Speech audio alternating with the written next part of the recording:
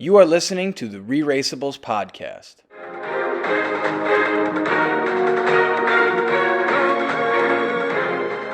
Hello once again, and welcome to the ReRACEables Podcast. I'm joined tonight by Lizzie, Jeremy, and Nicole. Welcome, everybody.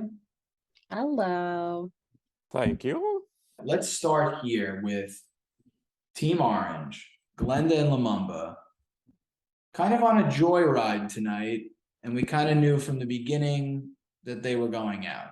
Absolutely. They were so far behind at the end of last week's episode. It was just like they were doomed from the start. And as soon as we saw the teaser in the last episode that somebody's car had some issue.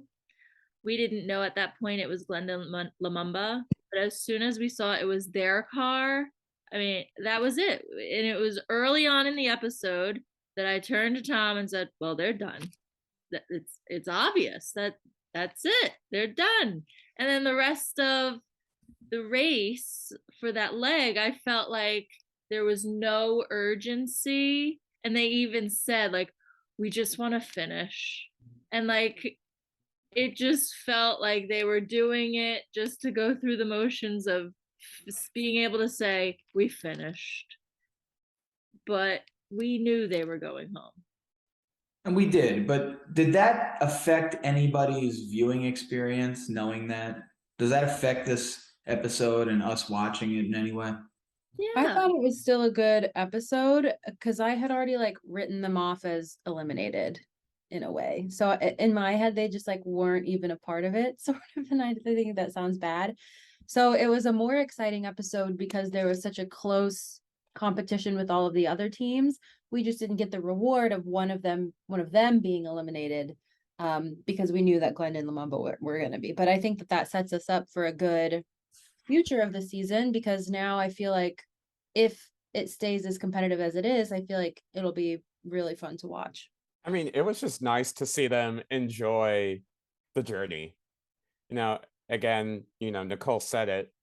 They just wanted to finish, but it was nice that they had a good time. They kind of took it easy. They were a little scared when they had that car trouble, but I think they handled it as well as they could have.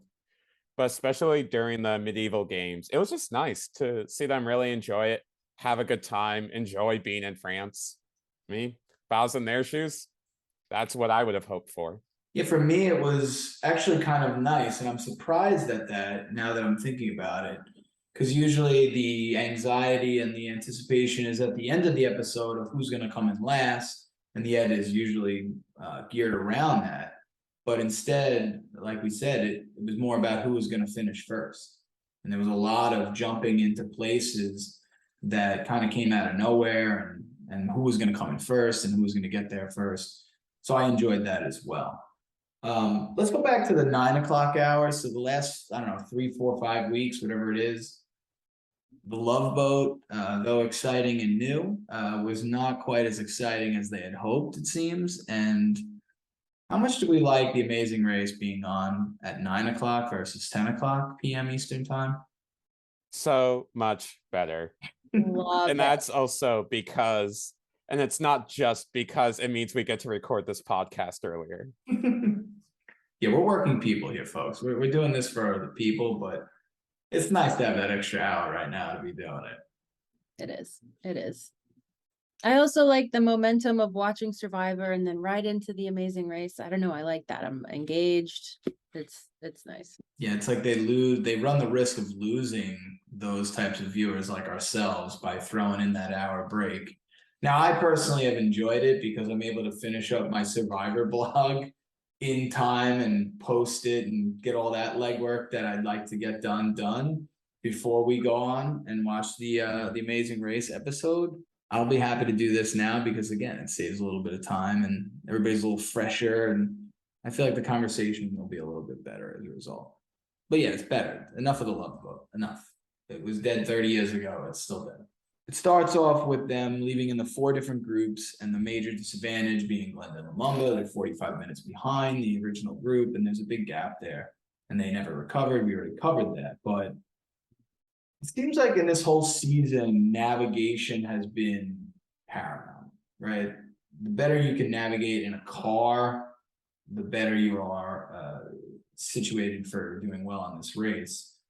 Is that the real pivotal piece of strategy within this episode, this whole season, is car navigation, map navigation? Is that what you guys are seeing as well? I feel it's definitely a nice change of pace compared to last season. This is something I felt was kind of lacking from last season, and one of the things I really do enjoy about the race. I think there's a good balance of car navigation, but then also making the choices of the detours and the strategy of a roadblock. I do think, especially in this leg, there was a good balance. I agree. I liked that there was so much car navigation. I think one of the things I miss most about earlier seasons is the airport navigation and the plane navigation. So to see even a little glimpse of the something similar to that with the car navigation being so prominent, especially in this episode, makes me really excited to watch, because that's when people's real spirits come out, as we saw, I think, with a few teams this episode. Do you take your time there? Do you just figure out where you have to go? Or do you do more of like Derek was saying, where let's just go, let's bring others along, and if we get lost, they get lost too? And what's kind of the better strategy move? Play your own game or try to mess with people? I would definitely try to focus on just my own game. And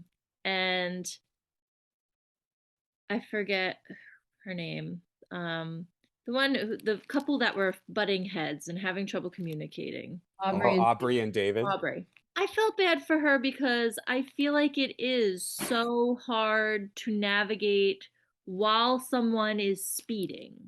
And like, you can't then map out a route because the route is forever changing. You can't even locate where you are on the map because you can't read the signs, and yet he's driving, and so he needs to know where he's going, and he's yelling at her, and it's just a bad situation. So I feel like they should have earlier pulled over, draw out a route, come up with a plan, and then execute. Because to do it on the fly like that wasn't working.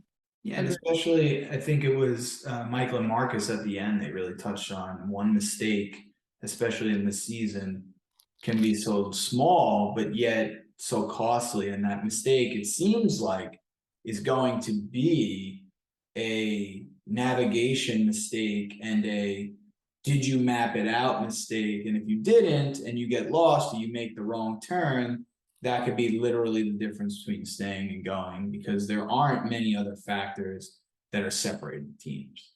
I did like, though, if I can say, I did like Derek bringing a little bit of flair to the strategy here when he's saying that, okay, we're going to just drive. And if we're driving, let's follow other people or have other people follow us. And if we get lost, they get lost. And then you know that there's at least 2 or 3 other teams that you're controlling and are kind of in your little orbit. Is that too risky? Is that too much strategy? Is this the right time of the game to do that? But then you're just pulling others down with you. You're not necessarily getting ahead. I disagree. Pulling a cluster down. Well, if in a game where the point is to just not be last, I can't argue. Here, I disagree, because I feel that if you as a team, and what Derek may be thinking is, if you're a team that excels better at detours and roadblocks versus other teams, and you know your navigation game is a little bit on the weaker side, if you could bring a team that's currently ahead of you that you know you could beat in a detour or a roadblock, and if you could convince them to come along and navigate with you, then you are essentially securing a way for you to jump ahead. And I think that's what they achieved. Like, Claire was a really good driving force towards the end there of making the smart decision to see that everyone else was doing that walnut challenge and then switch it up, and then they were able to pull ahead of a few teams. Yeah, I was very surprised that that worked out in their favor because I kind of at this point with Claire, I'm kind of like she just is kind of bad at everything, so I didn't expect it to go well.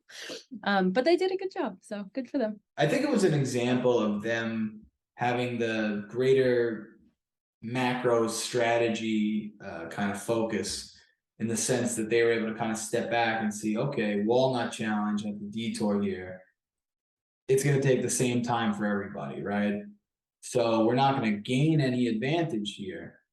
But if we go do the 3 games and we're doing the Survivor Swiss cheese ball map thing, whatever that is, the sandbag toss, and the rock balance thing, well, we can gain some time. And I think they did. Would you guys agree that I think they did win some time there? Yes. Oh yeah. So I don't know. Again, we're getting down to the final 6 teams here.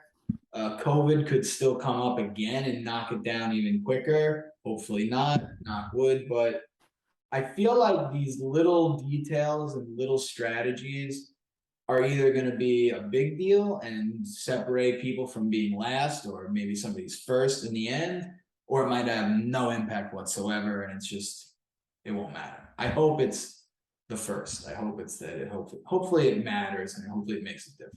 I mean, I think you made a good point that we're now at a point in the race where these little decisions are a huge factor. So for all the teams now, whatever strategies they may be working with, it may be a good opportunity to now really either slightly change it or upgrade their strategy. Just about like, all right, like you've kind of almost gone through half the teams now. How are you now going to stand out from this top half? Especially if you're a team that has been coming in like 4th or 5th consistently. How are you going to make it so that you're still not going to be last on the map? I feel like all the teams remaining now are pretty close in ability. That's what made this episode so much more fun to watch. Not only it was a good episode first, but more than anything, it's like since they're all so neck and neck now, they're all pretty equal, so, and that's exciting to watch. Mm-hmm. And isn't that what made the original rankings kind of hard? It was very much like the same team. Right? We all touched on that, right? Like there were all these kind of similar teams. So we talked about strategy. Let's go back to the roadblock with the family tree memory test, where they had to match 5 names to family crests, and they had this gigantic board of intimidation of so many things to remember. And obviously that was overwhelming, and every single person that went up there felt that. So what's the real challenge with that? I think it's having the foresight of how you're going to be tested, which is what Michelle did. Michelle saw that board and very quickly was like, all right, I think the trick here is to know the questions that they're going to ask. And at first I thought the only wrench in that plan is if like they would ask slightly different questions. But as we saw, she had enough foresight where when she got down, she saw all the information she needed. She saw, all right, I'm matching these 5 names to these 5 crests. And I think also, unlike what Michael did, she actually also paid attention to the names. So I think she had enough foresight to see the names, see the crests, come up with whatever mental strategy to remember that. So I think that was the key, was not so much having the best memory, but knowing how you're going to be tested and how this roadblock would be carried out. Michelle's watching her do that challenge, 10 out of 10, no notes. I thought it was flawless. She everything Jeremy said, exactly true. She knew herself well enough to know, how do I learn what's going to help me the best? And that was mnemonic devices for her. Or you see Maddie come in next. She also did an amazing job. Maddie was very external. She was like, and you learn and this and that. And she was like physicalizing those names, and that worked for her. And I loved it. And so it was so great to watch the two of them sort of work in that similar but very each their own sort of way.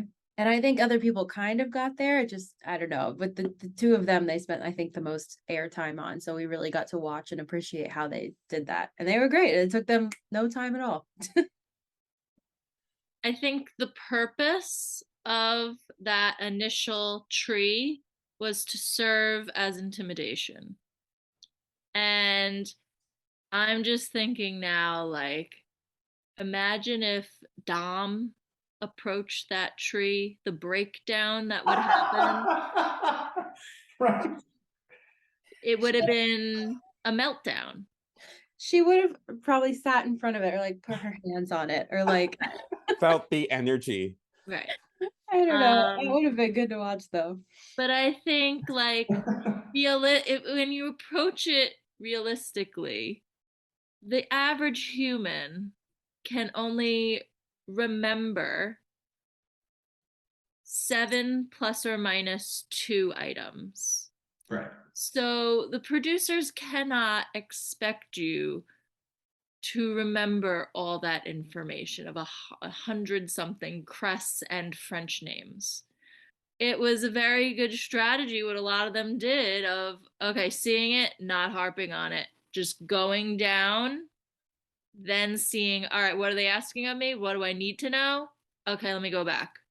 So I was impressed that a lot of them were able to like not get intimidated by all of it and go straight to, all right, what do I need? Let me go back. Yep. Yeah, the other question I was asking myself during that was, like, how much time did Michelle think she actually had, right, to say, this is the strategy I'm going with, and I'm going to go down, I'm just going to go find out the question and go back up. But also, like, should she have helped Maddie? Do you help the team? If you're the one that comes up with that strategy, you're Michelle, you come up with this great strategy like we just laid out and we saw, and then here comes Maddie. Do you help Maddie? Well, I think they mentioned I could be, my memory might not serve me right. I could be wrong, but Michelle and Lewis said that they had worked with Quentin and Maddie in the past, I think. Was it them that had said that? So the idea of helping Maddie was not that far-fetched, I don't think. It also helps when you're the first two teams because you're like, it's not so dire, I think. But they kind of acknowledged that. And I remember Maddie was like, I'm just gonna go. She seemed pretty like confident in her path to go do what she wanted to do. So I think they could have and it wouldn't have been detrimental. It sounded like that's an idea they were already comfortable with. Yeah, and to just like tack on to that too, Maddie never asked for Michelle's help. So I feel that, Michelle would have been open to it. Like as Lizzie was saying, they have a previous teamwork and it wouldn't be far-fetched. So if Michelle was asked by Maddie for help, I think she would have offered it. But I think it was smart on their part to just, unless I'm asked, I'm going to carry on. I'm going to focus at the task in front of me. And to answer your earlier part, Tom, about how much time she had, I'm going to say something we love saying here. The idea is to not be the last one to the mat. So I think Michelle, despite anything, like sure, coming in first is always great. But I think knowing how many turns a task like this could take and where messing up could easily cost you, I think just taking a breath, taking a moment, strategize. I think because they were the first team, they felt more open to that and it allowed them to succeed really well. Agreed. And I think that the opposite was true for Michael when he went into that. And maybe I would have fallen into the same trap of just looking at the men's names like he did, and it bit him. But also he kind of got sidetracked also in a different way. He didn't initially see, after his first go down, he didn't see the names. He was just kind of in a further perspective and like kind of looking at it over a wall. I was wondering what he kind of missed there, but clearly he missed a couple of things. You think it's because of not being in that first position and he's more panicked, he's not used to being at the back of the pack, and so he's kind of panicking and not thinking it through? Yeah, I would say he was probably a little more frazzled. I feel like Marcus and Michael have sort of taken on this whole race pretty level-headedly. We haven't really seen them spiral at all. So that might have gotten to them. They've gotten comfy at the front of the pack, and since they weren't, that might have gotten to them. Yeah, I mean, that was the only level of concern that I had for them during that race, because this leg of the race, because then the detour comes and Michael and Marcus somehow, again, navigation is clearly their strong suit. And I think what's really playing into their hand is that that's their strength, and that's seems to be the major obstacle of each leg, because it is contained, because it's in one place. That can you get from place A to place B in a car and navigate foreign lands and foreign signs and foreign places, that they're able to jump from that position of being in the back to literally the first ones at the detour, where they rock out the walnut cracker and no problem. But coming out of the detour, going into the pit stop, we have the one team that really had the most concern, as far as I'm concerned, is Aubrey and David. They finished sixth. And a lot of lack of communication happening there. Where are we at with our levels of concern with Aubrey and David, who we all had pretty highly ranked? My concern is high. My concern is hopeful. I had them ranked second to last. I don't know why they're still here. And so watching them today, I was like, this is it. This is what I've been waiting for. Implode. And I think if, obviously if Glenn and Lumumba hadn't been there, if it had been truly a non-elimination series like they promised, they would have been out this episode because they couldn't get their shit together. So I'm hoping they're on their way down. We've seen it, although they seem very nice to each other about it. It's like, we have a lot of learning to do. We learned a lot about each other. And I'm like, okay, well, go learn at home, and then my rankings will be better. Concerned. I had them as number one. I regret it. They will not be number one. They don't have what it takes. It is what it is. They could very well be the next out. I'm predicting it now. They're going to be the next out. Wow, hot takes. Shout out to Aubrey and David. You're next out, according to Sorry, guys. I'm going to be the optimist here. And I mean, I really hope that they are not the ones next out, because similar to you, Nicole, they are my number one. But I will let love prevail. I will believe in their love. I'm getting eye rolls and I don't care. However, I am highly concerned because that communication breakdown, that's one of the things I did rank them number one. One of the reasons I ranked them number one, because I thought they really had a great relationship and a great communication with each other. And as we saw, that broke down. And though I want to believe in love, I don't think they're going to be number one. I will say that, but I think they have some life left in them. But Hopefully when I think more about than it, Love Boat. way more than Love Boat. Oh gosh, had they met, I don't want to go down the rabbit hole that is Love Boat. Don't. But I think one of the concerns. Nobody wants to go there. CBS I think one of the has concerns spoken. I do have though with them is that I haven't really seen them stand out incredibly well, other than seeing sometimes David at those like mechanical like challenges. Yeah. So I feel that's why I don't think they're going to get number one. But I do think they have a little life in them. I think they're going to be around for a couple more episodes, but I hate to say, I think they're slowly on their way out. So let's close out on this last question. We're down to the final six: Michael and Marcus, Emily and Molly, Derek and Claire, Lewis and Michelle, Quentin and Maddie, Aubrey and David. What's this race going to come down to?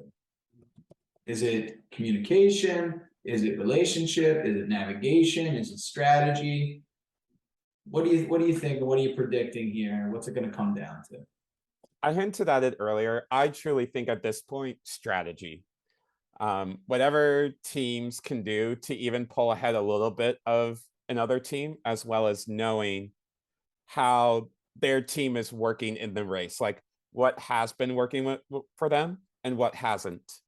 And I think the decisions they make, I think the team or teams that are really going to pull far ahead are ones that are going to make these what seems small or minuscule decisions, but it's going to be those decisions that give them enough edge on the other teams. I think that's a great observation. I think that's gonna take it right to the end. And I was gonna say, and then I caught myself, it kind of contradicts, but I was gonna say, like, I haven't seen any drive really from Emily or Molly.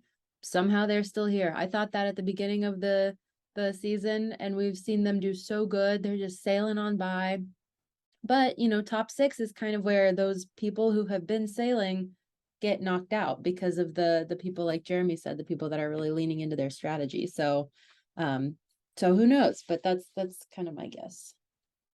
It's gonna depend on how the rest of the race is formatted. If they're continue, because it's no longer a race around the world, right?